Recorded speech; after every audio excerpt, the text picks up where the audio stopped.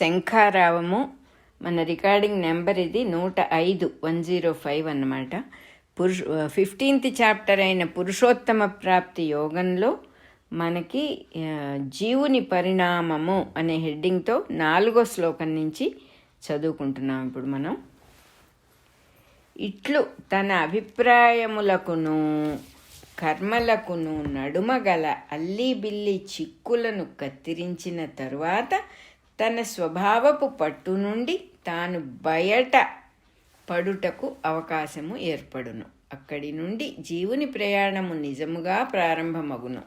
సృష్టిలోని భౌతిక పదార్థములో అణువుగా అట్టడుగు స్థాయికి దిగిపోయి జీవిగా బద్ధుడైన దేవుడు మరల దేవుడుగా వికాసము చెందుటయే జీవ పరిణామ ప్రక్రియ. ఈ పరిణామ ప్రయాణములో దాదాపు అన్ని దశలలోనూ ప్రకృతియే మాతృమూర్తి అయి నడిపించును. మానవ దశనందుకొన్న తరువాత జీవుడు బుద్ధిపూర్వకముగా పరిణతి సాధించుకొనవలెను.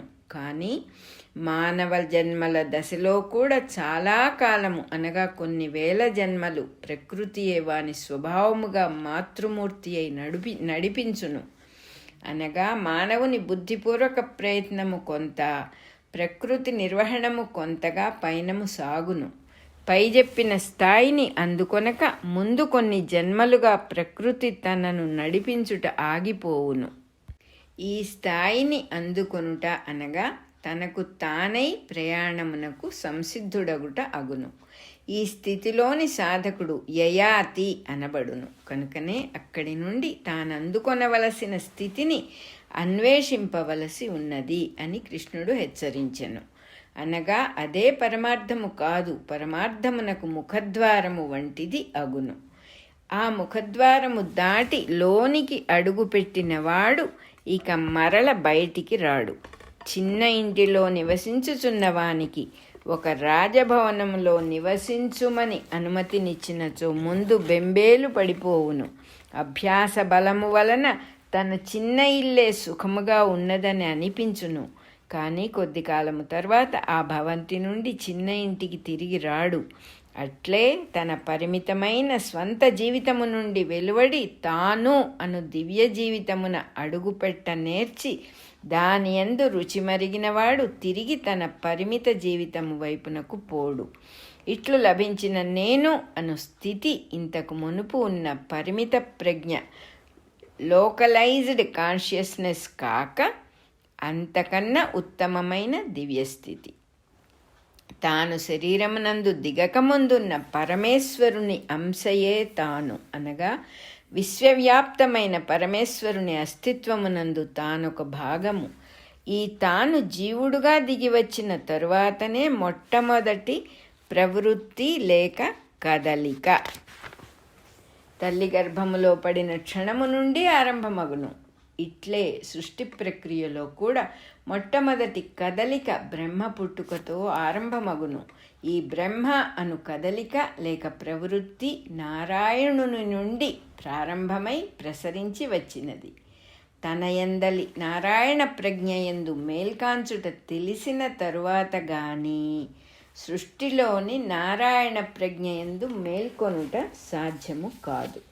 4వ శ్లోకం అయిపోయింది ఇక్కడ. దివ్య జీవనము అనే హెడ్డింగ్ కింద చదువుకుంటూ ఉన్నాం ఇప్పుడు మళ్ళీ. ఇట్లు తన యందు తాను మేల్కొను యత్నము చేయువానికి వేరుగా అభిమానం ఉండదు. అనగా తన యందు తనకు ప్రత్యేకమైన ఆసక్తి ఉండదు.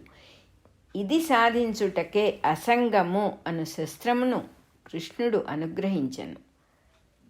దానిని వినియోగించుట తెలిసిన వానికి తన ద్వారా జగత్కర్మను జరుగనిచ్చుటయే గాని తన ఆసక్తి ఉండదు. ఈ జరుగుచున్నది తనది కాదని తెలియను గనుక తాను పొరపాటు పడుటకు అవకాశము ఉండదు. ఫలితముగా జరుగుచున్న కర్మల సత్ఫలితములు దుష్ఫలితముల వాసన తన యందు నిలువ ఉండదు. సెలయేటి నీటి వలె తాను జగత్కర్మను అనుసరించి పోవుచుండుట, తాత్కాలికముగా తన యందు ప్రవేశించిన కర్మల వాసనలు కిందకి దిగిపోవుచుండుట, తాను స్వచ్ఛ జలములుగా ప్రవహించిపోవుచుండుట జరుగును. తాను నిత్యముగా స్వచ్ఛమైన జలములుగా ఉండుటయే తన యందు తానుండుట. తన యందు తాను ఉన్నవానికి కోరికలు వేరుగా ఉండవు. సెలయేటి నీరు మానవులకు పశుపక్ష్యాదులకు స్నానపానాదులకు వినియోగపడును. వినియోగించుట చేతనైన వానికి తన పొలము పండించుకొను జీవ జలములుగా కూడా వినియోగపడును. అంతేగాని సెలయేటి నీటికి తనకు ప్రత్యేకముగా కావలసినదంటూ ఉండదు. తనకు ఆవశ్యకమైన ఖనిజ లవణాదులు తాను ప్రవహించు భూమి నుండియే తనకు లభ్యమగును. ఆ ఖనిజ లవణాదులు కూడా ఆ నీటిని వాడుకొని వారి వినియోగము కొరకే గాని తనకు కాదు. అట్లే జగత్కర్మలోనున్న వానికి ఆవశ్యకమైనవి వాని నుండియే లభ్యమగును. వాని వలన తనకు కలిగిన పుష్టి కూడా ఇతరులకే వినియోగపడును గాని ప్రత్యేకముగా తనకేమియూ వినియోగం ఉండదు. సుఖము దుఃఖము మున్నగు జంట అనుభూతులు 2 గట్లు కాగా సెలయేటి నీరు ఆ 2 గట్ల నడుమ ప్రవహించిపోవుచునే ఉండును. జగత్కర్మలోనే భాగమైన తన పయనము సాగుచుండగా సుఖ దుఃఖాదులు తనకు 2 వైపులా నిలబడి చూచుచుండును. ఈ జరుగుచున్నది జగత్కర్మ లేక దివ్యకర్మ గనక తనది దివ్య జీవన మగును. శరీరమునకు ఖర్చయిపోవుట ఉండును గాని తనకు కాదు. తాత్కాలిక సన్నివేశములు పుట్టి అంతరించిపోవుచుండును గాని జగత్కర్మకు అయిపోవుట ఉండదు. ఈ రహస్యమును తెలిసినవాడు పొరపాటు పడనివాడై ఆ పదవిని చేరుకొనును. ఇప్పుడు మనము దూరము నుండి చూచుచుండగా అది అని వేరుగా గమనింపబడు జగత్కర్మలో తాను ఒక భాగమై ఉండును. 5వ శ్లోకం అయిపోయింది. వెలుగులకవ్వల అని ఇక్కడ హెడ్డింగు. ఈ సృష్టి అను జగత్కర్మ ప్రారంభమైన తరువాత దాని నుండి దానిలోని భాగముగా పుట్టినవాడు అగ్ని.